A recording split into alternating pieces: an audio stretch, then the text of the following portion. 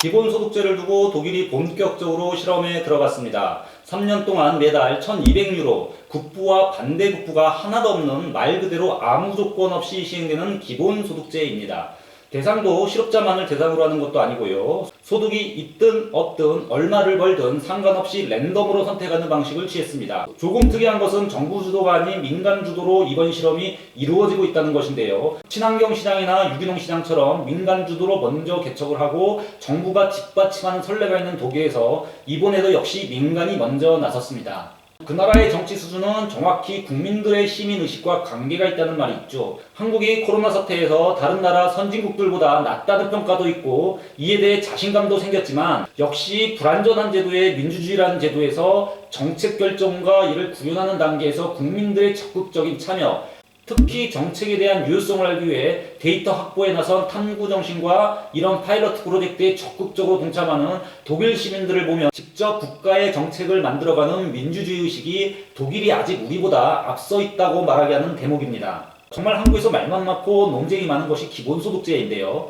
좀 더 직설적으로 얘기하면 기본소득제도 이에 대한 반대론자나 옹호론자들도 말만 하고 논평만 할 뿐이지 확실한 검증을 위해 나서고 있지는 않습니다. 또한 시민들도 이에 대해서는 기본소득제 도입 여부는 정부만이 해야 하는 것으로 논쟁만 하고 있고 우리도 지켜보고 있을 뿐이죠. 이번 독일의 기본소득제 실험의 경우 앞서 말씀드린 것처럼 민간 주도로 진행이 되고 있습니다. 놀라운 것은요, 시민 14만 명이 참여해서 자금을 출자하고 있고요. 기본소득 수혜자 120명을 선정 2021년 1월부터 매달 1200유로씩 지급해가는 방법을 택했습니다. 그러니까 1인당 매달 1유로씩 기부를 하는 방식으로 실험에 들어간 거죠.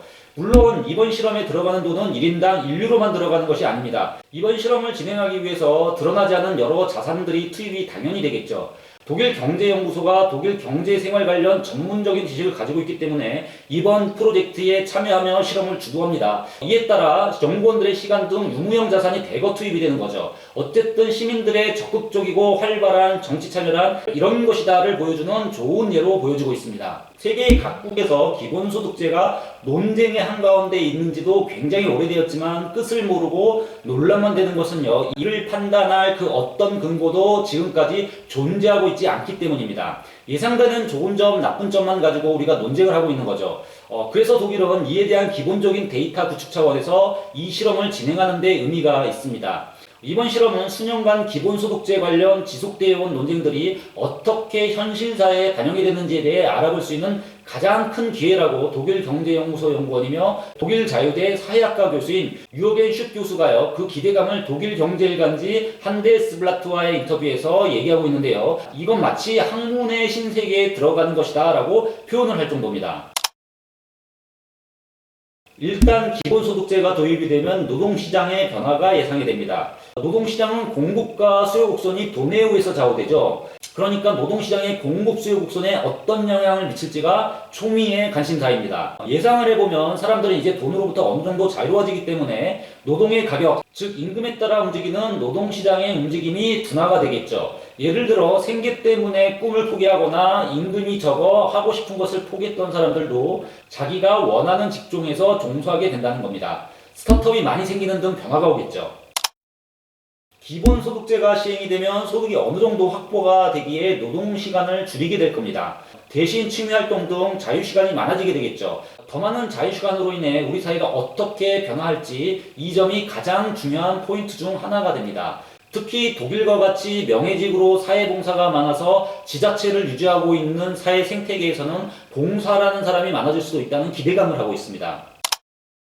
기본소득제 도입에 따라 실업률이 얼마나 많이 감소할지도 경제학자들이 아주 많이 기대를 하고 있는 건데요. 노동시장에서 공급시간이 줄어들면 당연히 기존 실업자들을 흡수하는 경향이 뚜렷하게 나타날 겁니다.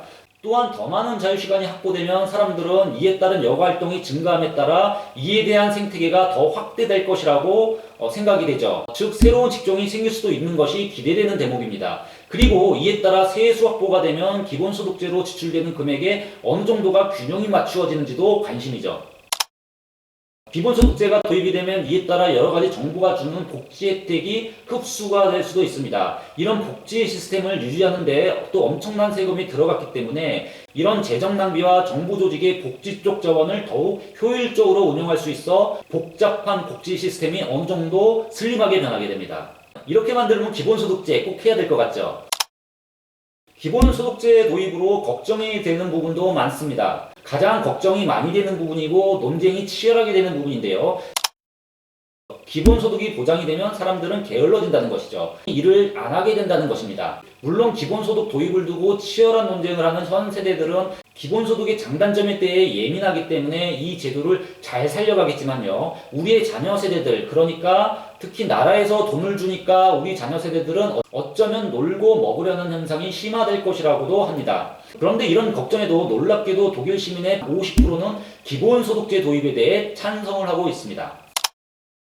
기본소득제가 오히려 사회적 불평등을 불러올 것이라는 주장도 있습니다. 쉽게 납득이 안 가실 수 있는데요. 앞에 기본소득제의 장점에서 설명드린 것처럼 다른 복지 혜택이 기본소득제에 녹일 수 있게 되면 많은 관료주의가 사라진다 설명을 드렸는데요. 이 말은 일부 다른 사회 복지 혜택이 없어진다는 얘기이기도 합니다. 그러면 이런 기본소득이 지금까지 세밀하게 만들어온 사회 복지 시스템을 대체할 수 있느냐? 아닙니다. 없다고 보는 거죠. 지금의 복지 시스템은 정말 필요한 사람에게 맞춰주도록 많은 돈, 즉 우리의 세금을 들여 설계가 된 것인데요. 이런 제도가 일부 사라진다면 이 필요한 사람들에게 필요한 돈이 지급이 안 될 경우가 발생할 수도 있다는 겁니다.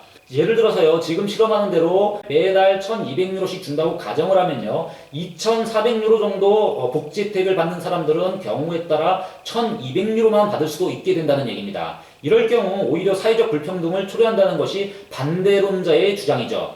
그래서 어떤 사람들은 지금의 복지 시스템은 그대로 유지를 하고 이에 플러스해서 기본소득제를 더하자고 얘기하고 있는데요. 이는 엄청난 재정 부담을 가져올 것이라고 믿고 있습니다.